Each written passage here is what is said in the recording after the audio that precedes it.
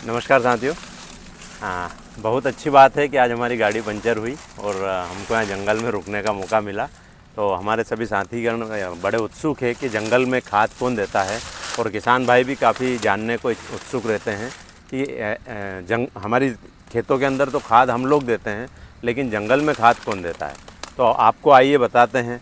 हमारी अपूर्वा जी हैं जो कि MSc एग्रीकल्चर भी करी हुई हैं, और हमारे कविता जी हैं, कविता गंगोले जी, हमारे अमृत के आयुष जी भी है साथ में। तो हम आज आपको बताते हैं कि जंगल के अंदर कैसे भगवान का मैनेजमेंट चलता है, प्रकृति का मैनेजमेंट कैसे चलता है। तो एक्चुअली क्या होता है कि जंगल के अंदर जो खाद देने का काम करता है वो प्रकृति खुद करती है। जैसे आपको ये पेड़ दिख रहा है, ये पेड़ दिखाना भाई साहब, ये पूरा पेड़ जो है अभी सूखा है। क्योंकि हम मई महीने के अंदर खड़े हुए हैं।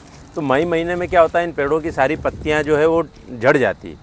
अब ये पत्तियाँ जब झड़ जाती है तो आप देखिए कि कितना ये बायोमास के रूप में यहाँ पर इकट्ठी हो गई।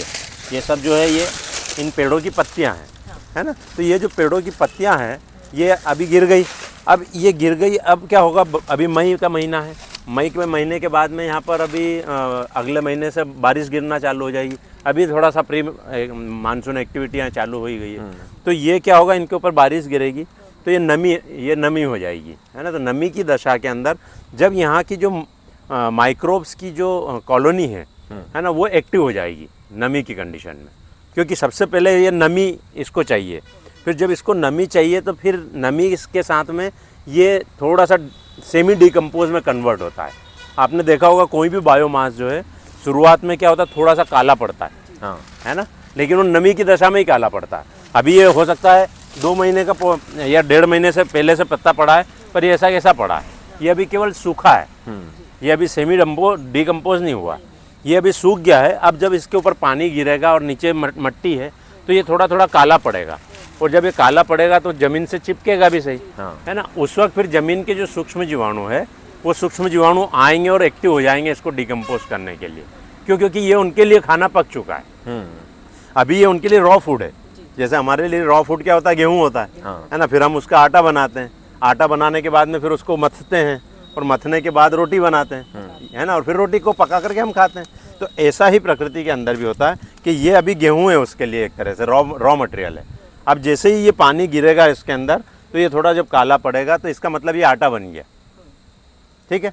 फिर आटा बन गया, उसके बाद ये खाने लायक होएगा जीवाणु उनके लिए, है ना। तो फिर जीवाणु एक्टिव हो जाएंगे और इनको डिकम्पोज करना चालू कर देंगे।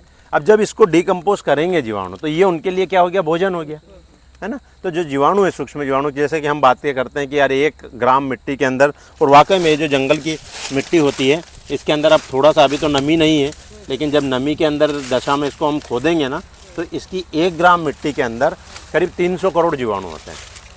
तो इसके अंदर तो हज़ारों टन मिट्टी है जंगल के अंदर, तो है ना। तो वो सारे जीवाणु अभी एक्टिव हो जाएंगे, और एक्टिव हो जाएंगे तो इनको डिकम्पोज करना चालू कर देंगे, मतलब इनको खाना चालू कर देंगे, क्योंकि ये उनके लिए भोजन है, ठीक है। अब इस पत्ते को बढ़ने में आप MSc करी हुई है ना। किसी भी प्लांट को बढ़ने में किस चीज़ की ज़रूरत लगती है, न्यूट्रिएंट्स की ज़रूरत लगती है। मतलब सबसे ज़्यादा उसको फास्फोरस लगेगा बढ़ने में। फिर जब वो मैच्योरिटी पे आता है तो उसको अदर न्यूट्रिएंट्स भी लगते हैं, माइक्रो न्यूट्रिएंट्स की भी ज़रूरत लगते हैं। तो वो सारे माइक्रो न्यूट्रिएंट्स कहाँ पर है भाई, इसमें बढ़ा, इन्होंने फूल पत्ती दिया तो उनके फूल में, पत्ती में, सब में आ गए वो माइक्रो न्यूट्रिएंट्स और न्यूट्रिएंट्स सारे, है ना। ये सारे न्यूट्रिएंट्स अब इस पत्ते के अंदर है ना। इनके फलों में भी थे और इनके पत्तों में भी थे, इनकी टहनियों में भी है, ठीक है ना। और इन्होंने कार्बन भी बनाया वायुमंडल से लेकर के, तो कार्बन भी इसके अंदर है, ठीक है। अब ये सब चीज़ें इस पत्ते में, इस बायोमास में आ चुकी है, ठीक है। अब जब इनको माइक्रोब्स खाएंगे तो ये वापस से अपने ओरिजिनल फॉर्म में जाएंगी, समझे। क्योंकि कोई भी चीज़ इस ब्रह्मांड से ख़त्म नहीं होती, ब्रह्मांड में ही रहती है। जैसे आज माइक्रो न्यूट्रिएंट्स या जो भी न्यूट्रिएंट्स ज़मीन में से पौधे ने लिए, वायुमंडल से लिए, तो उनने इसमें स्टोर कर लिए। अब जब ये वापस से डिकम्पोज होगा तो वो वापस से रिलीज़ होंगे, वो न्यूट्रिएंट्स वापस से रिलीज़ होंगे। वो जब वापस से रिलीज़ होंगे तो वो कैसे रिलीज़ होंगे, उनको अवेलेबल फॉर्म में कन्वर्ट कौन करेगा, वो जीवाणु करेगा, वो माइक्रोब करेगा, ठीक है ना। तो उस माइक्रोब ने उसको वापस से खा करके और अवेलेबल फॉर्म में कन्वर्ट करा। फिर वो माइक्रोब अपनी जनसंख्या बढ़ाता है। जैसा हर किसी का धर्म प्रकृति में निश्चित है, हमारा भी धर्म है, ऐसा माइक्रोब्स का भी धर्म है। तो वो अपनी जनसंख्या बढ़ाता है, और जनसंख्या बढ़ाने के बाद में उसकी लाइफ साइकिल पूरी होती है और वो मरता भी है, क्योंकि जो जीव पैदा हुआ है वो मरेगा भी सही, नश्वर कोई भी नहीं है। हाँ। ईश्वर को छोड़ करके है ना, तो वो मरेगा भी सही। तो उस मरे हुए जीव को वापस से पौधा खाएगा, समझ गए। तो इसके लिए बायोमास का होना भी जरूरी है, इसके लिए उस धरती के अंदर, उस मिट्टी के अंदर उन जीवों का होना भी जरूरी है, ठीक है। और इसके लिए उचित एनवायरनमेंट का होना भी जरूरी है। हर चीज़ अपने उचित टाइम पर होगी।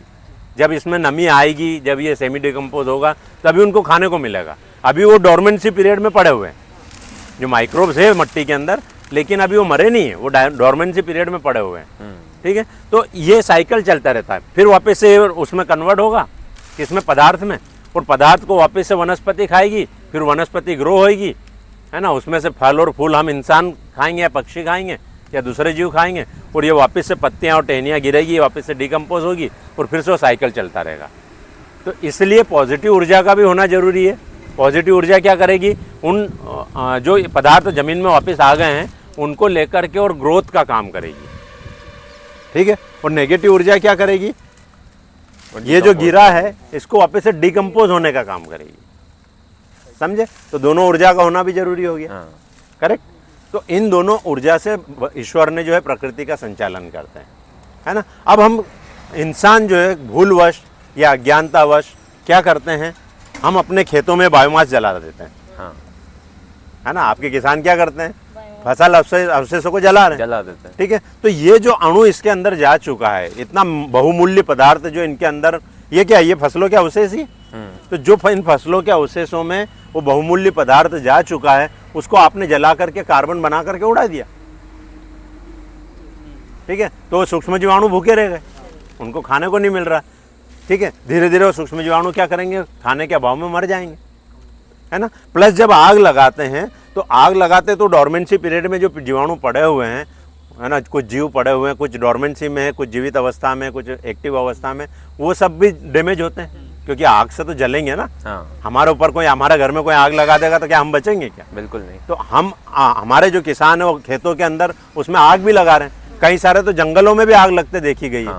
अभी हम देखेंगे रोड के किनारे किनारे गवर्नमेंट भी या फॉरेस्ट डिपार्टमेंट भी क्या करता है, कुछ हद तक जंगलों को जला देता है ना। ताकि वो इसलिए जलाता है, उनका उद्देश्य सही होता है कि वो आग लग करके वो आग पूरे उसमें ना फैले, इसलिए वो जला देते हैं, है ना। लेकिन वो पूरे जंगल को नहीं जलाते हैं। लेकिन कई बार हमने जंगल के जंगल भी जलते हुए देखे हैं, तो वहाँ पर ये नुकसान हो जाता है। इस वजह से वहाँ पर वनस्पतियाँ प्रॉपर ग्रो नहीं कर पाती, और खेतों में तो ये नुकसान हो ही रहा है। अब जब हमने इन पदार्थों को जला दिया, ठीक है, तो हमको तो फिर रेडीमेड फूड ला करके डालना ही पड़ेगा ना, है ना। अगर हमारे घर में खाना बनाने वाली को हमने जला दिया घासलेट डाल करके तो फिर खाना का क्या करोगे, खाना तो रेस्टोरेंट से ही बुलाना पड़ेगा, होटल से ही बुलाना पड़ेगा।